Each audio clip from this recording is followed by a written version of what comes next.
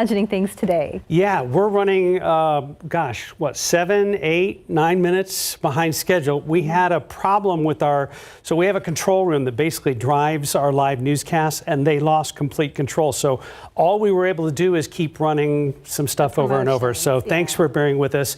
We really don't know what's going to happen next, but we're going to find out. Yeah, so hang with us while you can. And, if you step outside, it's nice but cold, and we'll check in with Justin. Small baby steps, and that's a victory because we see Justin. Yeah, you know what it is? It's Tuesday. Stephen's favorite day. It's just these are how Tuesdays go sometimes. Stephen, that's not true. Let's take a look at the temperatures this morning. We dropped all the way down into the low 40s this morning. 42 in San Antonio, 34 Boerne Stage, 33 in Kerrville, 41 in Hondo. It was a chilly start, but just like yesterday, we're going to do the big turnaround where we get temperatures in the 70s by the afternoon hours. Gonzales dropped all the way down to 38 this morning. So yeah, it was jacket weather for sure. I want to give you the pollen count. Molds are low, Mountain Cedar's low. I wondered if Mountain Cedar might jump up a little bit today. It did not. That is good news. And as we look at the forecast, 67 noontime, we'll be up around 73 this afternoon. Another gorgeous day with sunny skies. We do have some changes on the way. Nice looking cold front heads our way by the weekend. More on that in a bit. And we're also going to talk about the ideal temperature. What is the ideal temperature? More details on that in just a few minutes. But let's get over to Stephen now and see if conditions are ideal on the roadways. Well, Justin, I had to look up what was so great about Tuesday, and apparently it's one of the most productive days of the week. So really? There you go. Maybe it is my favorite day after all. Well, things are looking pretty productive outside. As we give you a wider look at TransGuide, we're seeing traffic move in both the east and westbound lanes at 90, but we know that earlier there was a crash that was reported, slowing folks down for quite a while. Right now, we still have some issues out there, folks, so please be on the lookout. Behind me, we see a wide look at our map, and that's where we're going to start. But I want to bring you in to a crash that we've been monitoring here along Loop 1604. If you're heading westbound, you can see there's a delay there, but TxDOT actually reports that's in the eastbound lanes of 1604. So be, again, on the lookout there. We do not have TransGuide cameras in that area, so I can't show you the conditions, but our map is picking up that delay in the westbound lanes of 1604. Let's take that drive now over here to 410. This is our latest issue that we're seeing in the eastbound lanes right there near Cherry Ridge. Pretty big backup that's forming there right into Leon Valley. So again, just be on the lookout if you have to travel in the next few minutes. And another crash that also popped up here along Loop 410 northbound at Ray Ellison Boulevard is slowing folks down. Our morning commute is pretty busy right now in certain areas of town, but back outside with TransGuide, things are moving just fine there at 410 at Blanco. I'm going to continue to watch the roads closely, and if something pops up, I'll be sure to let you guys know. Mark, Steph. Stephen, thank you very much. We're going to make sure everything's back online here. New details on a story we've been following since early GMSA on the city's west side. San Antonio police say this incident started as a carjacking at a Walgreens on Commerce and General McMullen. A woman had her car taken at gunpoint. Police say the car that was used in that carjacking was used in a previous robbery earlier in the night. Officers were nearby when one of the stolen vehicles crashed. The 3 teens in that vehicle tried to get away, but were later caught. Officers recovered one of the vehicles and some weapons. Police are still looking for the other stolen vehicle and suspects. And a silver alert is still in effect for a missing 78-year-old man. San Antonio police are looking for this man, Armando Benavides. They say he vanished yesterday morning around 10 on Shady Elms near Prue Road on the city's far northwest side. He's about 5'4", has gray hair and brown eyes, and was wearing a black army green jacket, green shirt, and blue jeans. So he was also driving a 2014 beige Toyota Highlander with the license plate DVD 7R3. If you know where he could be, you're asked to call the San Antonio Police with the number on your screen right now, 210-207-7579. With any luck, here is today's 9 at 9.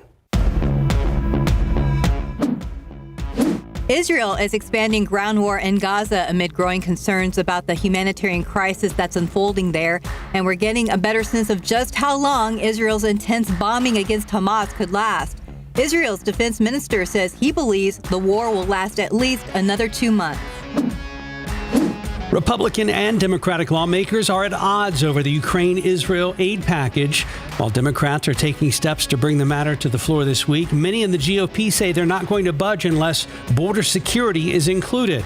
The Senate is scheduled to close for the year in 2 weeks, and despite the standstill, Senate Minority Leader Mitch McConnell is insisting that Republicans stay at the negotiating table. House Republicans could vote as early as this week to formally launch an impeachment investigation of President Biden. The investigation would look at potential charges of bribery, abuse of power, and obstruction. The allegations from Republicans are not new. However, there is no public evidence to support the GOP claims. 4 candidates have qualified for the 4th GOP presidential primary debate set to take place tomorrow. Florida Governor Ron DeSantis, former South Carolina Governor Nikki Haley, entrepreneur Vivek Ramaswamy, and former New Jersey Governor Chris Christie will face off in Tuscaloosa, Alabama. Former President Donald Trump will skip the event again and will instead attend a fundraiser in Florida. Just 1 week away from the final meeting of the year for the Fed's Open Market Committee, and experts are largely expecting it will, again, leave interest rates where they are. The Federal Reserve is still looking for inflation to slow down further before it starts talking about cutting rates. A massive breach revealed at a popular genetics testing company. 23andMe says hackers stole ancestry data for nearly 7 million users, or roughly half its customers. The company initially said less than 1% of users were compromised. Ford is recalling its 2015 Fiesta, 2016 Fusion, and 2016 Lincoln MKZ. The vehicles were sold or registered in several states, including Alabama, California, Georgia, Hawaii, and Texas. Ford says there's an issue with the inside door lock, which could allow the door to open while the car is moving. Owners could take their cars to a Ford dealer for repair at no cost. Electric vehicles have 79% more problems than other vehicles. That's according to the latest annual auto reliability survey from Consumer Reports. The issue isn't really because the vehicles are electric, but because car companies haven't had the length of time to work out all the kinks as they have compared to models that they've produced for years. Major changes coming to America's largest pharmacy chain, CVS, in the way it prices prescription drugs. Instead of the current complex formulas, the company plans to switch to a more basic model next year, at a retail markup, plus a flat fee for prescription services. CVS expects most drugs will drop in price. And that's today's 9 at 9. 9:15, 50 degrees, still ahead on GMSA at 9. We are down to 3 high schools in our area vying for the state championship title. Later in the show, David Sears will join us with a look at those games coming up this weekend. But first, the Salvation Army's Red Kettle campaign is back for the holidays, and Daniela has bedazzled this one right here. The story behind this kettle and where the money raised this year is going, coming up after the commercial break.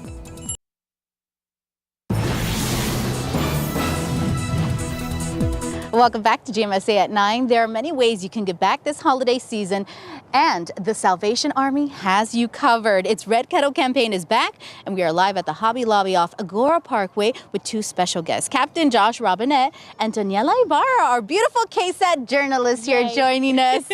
We'll start with you, Josh. Tell me about how this money raised is going to impact our community. You know, ringing a bell, the outcome of that bell ringing is actually families being served, homeless families finding shelter.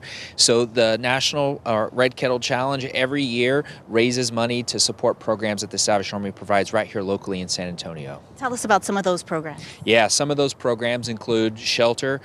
We have seen an increase actually from year to year, about a 25% increase in families seeking shelter. Individuals, that increase has jumped 39% year over year. So inflationary pressures, right, that families are facing.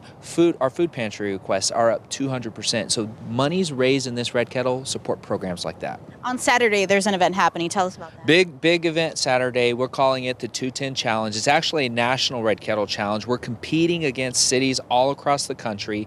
We're calling it the 210 Challenge because 210 is our area code. We're hoping to raise $210,000 that day, and we need folks to come out and help and support us. And we know the San Antonio spirit. They're going to come out in full force. And Daniela, show us your kettle. Yeah, so I'm the team captain this year. I took over for Lee Waldman. So this is our kettle, KSAT kettle, and it's Mike, our new mascot, in his Taylor Swift era. So I like to say that we're in our giving era right now to donate. You can donate by going online to KSAT.com. We have an article with the link. And we're actually competing against a bunch of different organizations here in San Antonio. So, it's good for the families here in San Antonio, but it also gives us bragging rights if we win. So. And where can people find you? Where are you going to be? So today we're at Hobby Lobby at the Forum off Agora Parkway. We're going to be here until noon, and then Patty Santos is actually going to be at La Cantera this Saturday from 12 to 4. Perfect. Well, we have to give it up. Look how amazing that kettle is right there. It's so beautiful. Great job. And I'm excited to see all the San Antonio community out supporting this amazing campaign. Thank you to both of you. Happy holidays, and we'll send it back to you in the studio.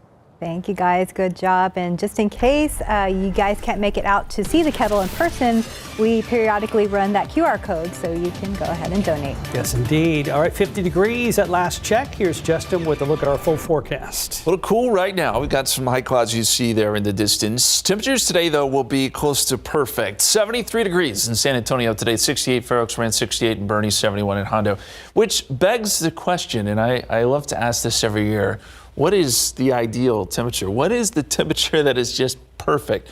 Well, science actually has an answer for that, interestingly enough. Scientists have done the research, and it turns out it's 70 degrees. It's based on the temperature of the human body. We're, of course, near 98 degrees. But if the air around us was 98 degrees, we would be miserable. We know that. We deal with 98 degrees a lot during the summer.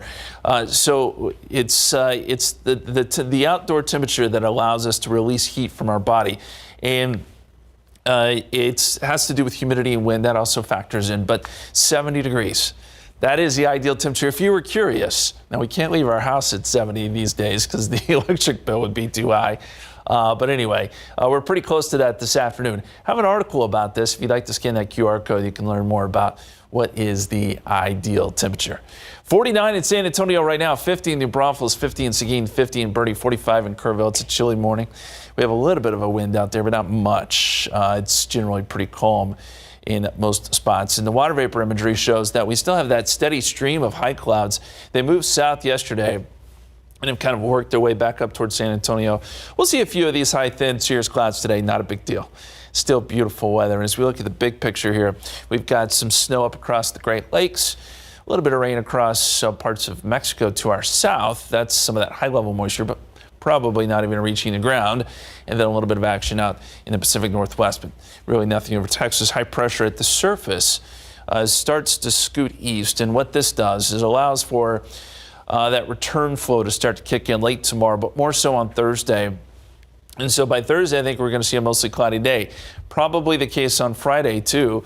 Lots of clouds, maybe some fog in the morning. And you'll notice more humidity because it'll be pouring in out ahead of our next storm system, which will be pulling into West Texas by Friday afternoon.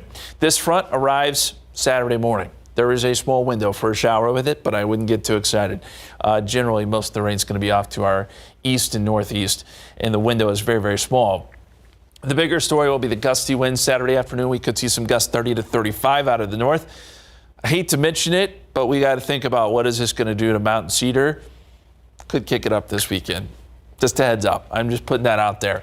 And then by Sunday morning, the winds will calm. We'll have clear skies. That cold air mass will be settling in. So how cold do we get Sunday morning? This says 40. I think we actually get down into the upper 30s potentially here in San Antonio. With some places in the hill country, this shows 30s. I think you could probably go even a little bit colder than 37 in Kerrville, 39 in Bernie. So we'll have to watch for a few spots that could get close to freezing. Again, this is Sunday morning, the year weekend forecast. Never too early to look at the weekend. Small chance of rain early on Saturday. 68 is the high, but temperatures tumble during the afternoon on Saturday. It will be windy. Sunday will be nice, but it starts out cold, 38, and then we make it up to 60 by the afternoon. Extended forecast 70 Wednesday, 70 Thursday, 76 Friday. There's the front we just talked about the weekend, and then we rebound by Monday with a high of 65. We'll be right back. In your morning headlines, an update on the suspect inside a house when it exploded outside of Washington. And it turns out Supreme Court justices can talk just like us. Plus, the main character in the movie The Blind Side wants to shed some light on the family that took him in. It has to do with money. Our David Sears is here with your morning headlines. Morning, David. Yeah, a lot of action this morning, so let's get right to it. It was a moment in time that neighbors are never going to forget. Watch this house just explode right there. Debris flying all over the neighborhood, rocking the whole street. It happened so fast, we're going to show it to you twice so you can hear it and kind of get a feel for what it was like when this thing exploded.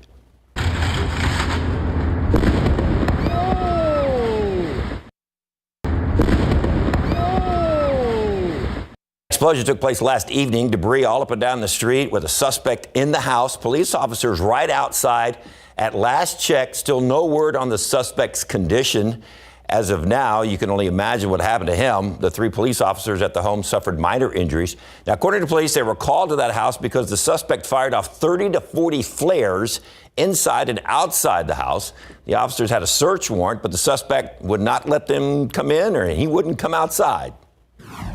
As officers attempted to execute that search warrant this evening, the suspect inside the residence discharged several rounds. The house subsequently exploded, and we continue to investigate the circumstances of the explosion. Yeah, police said the suspect actually shot a gun before the explosion.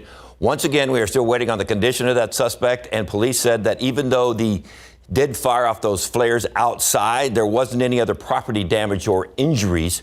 The Bureau of Alcohol, Tobacco, and Firearms has now joined the investigation as well. Instead of using sophisticated judicial language, Supreme Court speak, Justice Elena Kagan showed us that she talks just like the rest of us. There was a case before the court that was a bankruptcy case involving Big Pharma, the company that manufactures the painkiller OxyContin that is linked to thousands of deaths. The company agreed to pay $6 billion to settle lawsuits with opioid victims and states. The argument was whether or not the company could be protected from future lawsuits under the current settlement.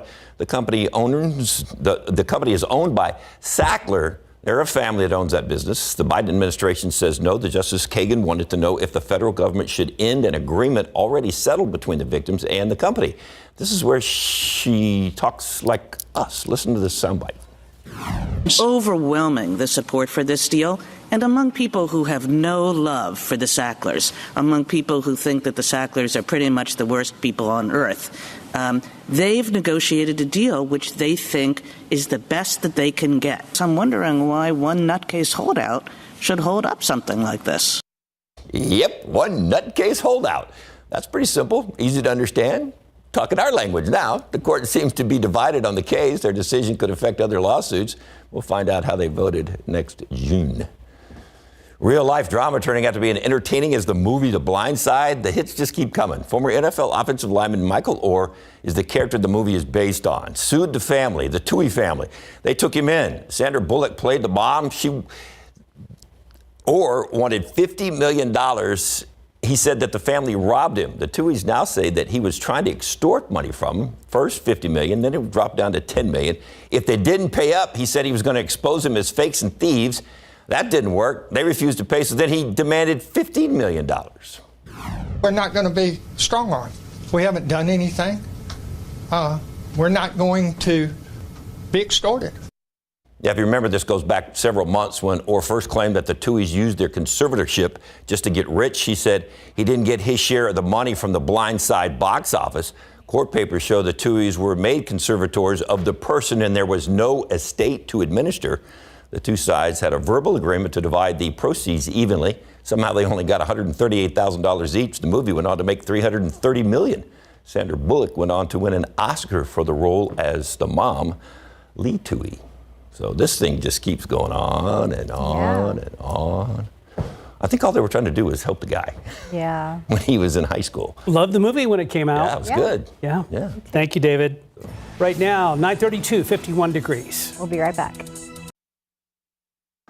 We still have a big old mess right now over on the east side of town. You're looking at what is leftover backups from an accident earlier at 410 southbound at Rigsby. This is the 410 at East Houston Street camera. There are 2 lanes blocked, but it doesn't take much to get things backed up, and that continues. We'll keep an eye on these cameras. And let's look out there with live cam. It was nice but cool when I stepped out this morning for my break. Usually it's a little warmer, and today, not so much. It was chilly. It's another day where you get jackets in the morning, T-shirts in the afternoon. That was the case yesterday. That'll be the case again tomorrow. Before we start to get more cloud cover and moisture in here in the mornings, warm up a little bit for a cold front this weekend. Want to show you a picture on our KSAT Connect. We've gotten a ton of these, but this is yet another beautiful shot. This one out of Live Oak. Just a beautiful San Antonio sky. I agree with that. The colors have been fantastic. We touched on that fact yesterday that these cirrus clouds and the time of year all contributing to these incredible sunsets we've been seeing as of late. Let's take a look across the country. There's cold air up north, but you got to go way up north. Minneapolis, Bismarck, International Falls, Caribou, Maine. Those are the places below freezing or at freezing this morning. And we've got more mild weather as you head south. Here in Texas, 30s, 40s, 50s, and a few 60s. Warm spots down there in Brownsville, 69 this morning. Our KSAT 12-hour forecast, noontime 67. We'll be up around 73 later today. Sunny skies, light winds, another gorgeous day with cooler temperatures by tonight. Of course, those big changes show up this weekend in the form of a cold front. We'll talk about what that means for the weekend and going into next week as well, coming up in just a couple minutes. Thanks, Justin. We are getting down to the final few teams in high school football playoffs. David Sears is back. Talk about some of the local teams still fighting for a state championship title. It'd be nice to come home with that trophy, Dave. Oh, yeah. Now we can concentrate on high school and these teams that are in the playoffs since college is now out of the way, although they're still that. But never mind. College is out of the way, so we can concentrate on these guys. Some traditional powerhouses and some new guys are making a nice run this postseason. The Steel Knights taking a moment to celebrate their big win Saturday night after beating Dripping Springs 28-21 in the Class 6A D2 regional final at the Alamo Dome. They got off to a fast start, 77-yard touchdown pass from Chad Warner to Jalen Cooper. Warner completed 17 to 25 for 197 yards, 2 TDs. The Knights defense stepped up late in the game. Backup quarterback Pierce Kemp also plays some pretty good D. Picked off the Tigers quarterback inside the end zone with less than a minute left in the fourth to help the Knights hold on and win that trip to the state semis for the first time since 2016. You know, it's special. You know, I always used to see on TV like the playoff games and how it's being played on the big stages. Now that we're here, you know, it's a great opportunity. It's just a blessing, overall blessing. I mean, we put so much work in during the summer, pretty much just all year, all the way from back to the spring. So it's definitely just a blessing to be in this top 4. Yeah, you know, it's an exciting time for not only our football program and our school, but our community to be back in the state semifinals. I think it's been 6 years since we've been this far, this deep in the playoffs. So, you know, it's a fun time and it's an exciting time, and you know, we look forward to the challenge. So Steele's going to face Summer Creek Saturday, 4 o'clock, McLean Stadium in Waco. Both teams 13-1. The winner will advance to the 6A D2 state final. That'll take place at AT&T Stadium in Arlington. Comal County producing some serious football talent. 2 high schools still battling for a state title. Up 281 across Highway 46 to Smithson Valley. They had to come from behind in the Class 5A D1 regional final, advance to the state semis. The Rangers beat College Station A&M Consolidated 31-24. They were down 17-0, but came back to win that one. Next up, Brownsville Veterans Memorial, Smithson Valley, right where they plan to be. It's very special. It's a big opportunity. We just got to step up to the plate because we're playing a great team, and we just got to be ready, listen to our coaches, and play them the best we can, play our game. So It's a really special thing that we got going for us, and, you know, just really excited for us and the team to get this great opportunity. Oh, we expected to be here. You know, it was certainly among many goals, one of them. And so, you know, I don't want to undersell it and say we're shocked to be here. We expected to have a chance to be here, and certainly we've had to take a tough road to get here. Region 3 and the 4 opponents we've had to play in the playoffs to get here has been tough. But hopefully it prepares us for the moment this Friday. All right, here's that matchup. Smithson Valley Brownsville Veterans Memorial goes down Friday night, 7 o'clock, Buccaneer Stadium in Corpus. Now go up I-35 west on 3009 past Garden Ridge, and you got the Davenport Wolves. They are getting ready for the Tyler Chapel Hill in the Class 4A Division I state semis. Davenport beat Port Lavaca Calhoun 55-20 in the regional final. Second-year varsity football program. Second-year varsity football program. They hope to win it all, just like the Wolves volleyball program recently did.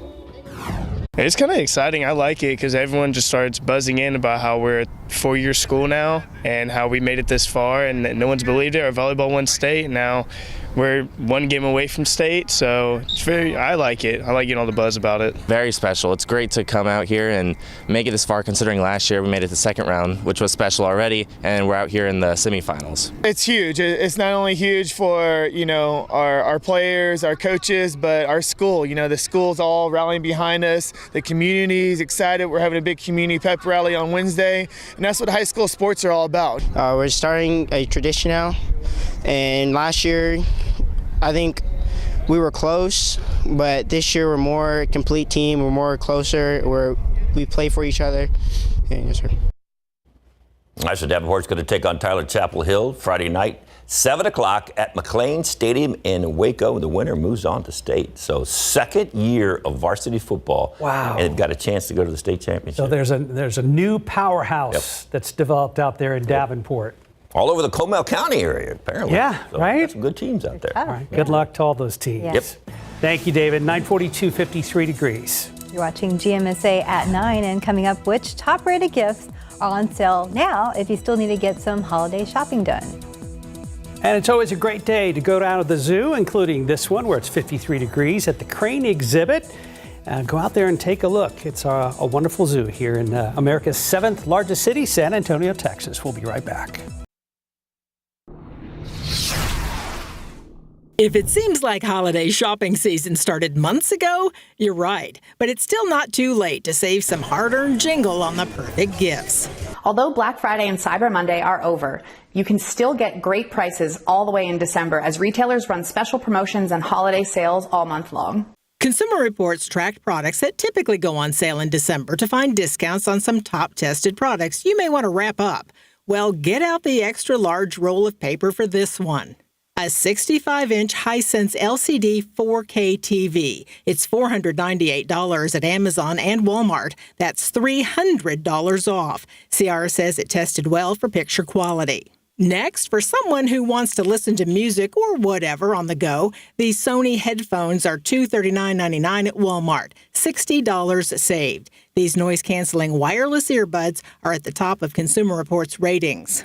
Here's an idea for the coffee connoisseur who likes to mix it up. This Ninja specialty coffee maker is on sale for $159.70 on Amazon. 'Tis the season for holiday parties, too. Bringing a gift for the host will always be appreciated. These spectacular chocolates are sure to make a good impression. This 6-piece bonbon box from Stick With Me Sweets is $28. And yes, they ship.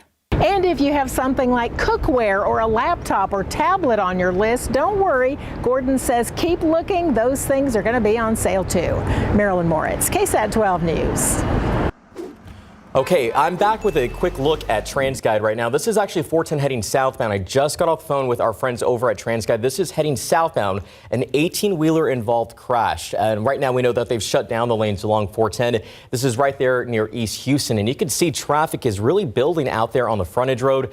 Not looking great, guys. No word yet on the extent of any injuries or if there were other vehicles involved. We just got this information into our newsroom, so we'll have to get a little bit more clarified. But for the time being, if you're heading along 410, you may want to look for a different route this early in the morning because that's pretty serious out there. Yeah, and there's enough going on out there. We saw stacking on the other side too, Yeah. so it's possible that we've got rubberneckers out there causing a problem the other side, so that would be affecting northbound 410. So I would say it's best to avoid the area entirely Yes, if you can. So again, this is the particular shot, 410 heading southbound, and they're a 18-wheeler involved crash. So we'll work to get some details, but hopefully everyone's okay. Thank you, Stephen. You Yeah, bet. thank Appreciate you for the update. Thank you.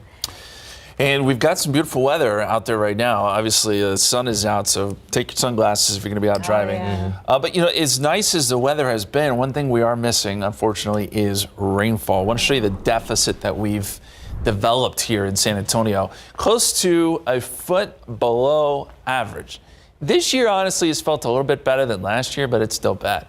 And you look across the state, it's not just us, but we now have one of the highest deficits in the state, which has been kind of par for course, right? I mean, the last 2 years have just been awful. Dallas-Fort Worth is at about 9 inches below average. Houston, same story. So some rain statewide would be a really good thing. We don't have a lot in forecast. I'll just tell you that right now. Here's a look at our rain chances over the next 7 days. It's just Saturday, and that's a small rain chance. That's with our cold front. The window is small. We wouldn't get much rain out of it, so we're not really even going to look at that. I know a lot of people have been asking, well, what about El Nino? You keep talking about El Nino. It's not a guarantee that's going to give us more rain, but as we head into the winter, it tends to give us a little bit more of an active pattern. We'll see how it plays out. Sometimes this takes time to kind of cycle into El Nino. But at the moment, it is dry, it is quiet. We're at 49. Dew point is at 39, west-northwesterly winds at about 3. In our forecast today, 67 noontime, mostly sunny. Then we get into some sunny skies and beautiful weather today. 73 is our forecast high, a little warmer than yesterday, but about the same. You can't draw it up any better than this. And then clear skies tonight. We'll see those temperatures fall back down into the 40s by tomorrow morning. Extended forecast. High pressure at the surface starts to move east. This allows for a more southerly and southeasterly wind. That begins to bring in the moisture. So that means more clouds coming up on Thursday. More clouds coming up on Friday, and then we'll see a few clouds Saturday morning as our front comes in, and there's that brief window. I'd say maybe around 10 a.m., some showers along the front, maybe one or two here in San Antonio, and then it turns windy and cooler. So the temperatures try to tumble by Saturday afternoon. We can see some wind gusts 30 to 35 miles per hour out of the north and northwest, and as I mentioned, and during the first half hour, we'll see what that does to Mountain Cedar. Hopefully, doesn't bring it too high, but I have a feeling Mountain Cedar is going to get kicked up this weekend. And then by Sunday morning, we've got clear skies and light winds. Right now, I'm forecasting 38 here in San Antonio.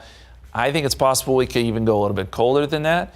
And certainly these numbers you see here, probably a little bit colder than that. So I'm not saying we're going to get freezing temperatures. I don't know that we will. I don't think that we will, but it's something to watch, especially outlying areas of Bexar County. This, again, is Sunday morning. That's the day we want to watch. The dew point trend. We've got dry air today and tomorrow. Then humidity increases, as we talked about. That's what brings the cloud cover, maybe some patchy fog on Thursday. Builds to about Saturday morning, and then boom, falls off the ledge with that cold front. We get dry air back in here. And by the way, Sunday, yes, it starts out cold, but it ends up really nice. The extended forecast shows 70 Wednesday, 70 Thursday, 76 Friday. Saturday, tumbling temperatures, 60 on Sunday for high, sunny skies, and then beautiful weather to start next week as well. We'll be right back. All right, 9:55, and we're getting one last look at that big incident along Loop 410. This is the shot at East Houston from our friends over at TransGuide. I did talk to them earlier this morning, and we did confirm that this is a crash involving an 18-wheeler, and they've actually had to close down that highway. 410 heading southbound, and according to the information I'm seeing here, it's just past Rigsby Avenue.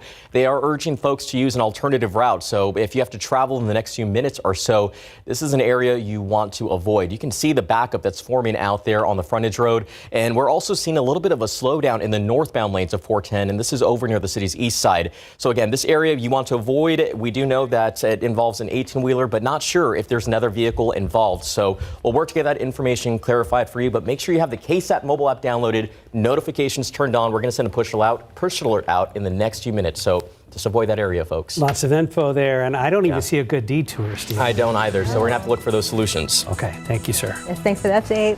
Thanks for the nice weather. Thanks for joining us. Thank you.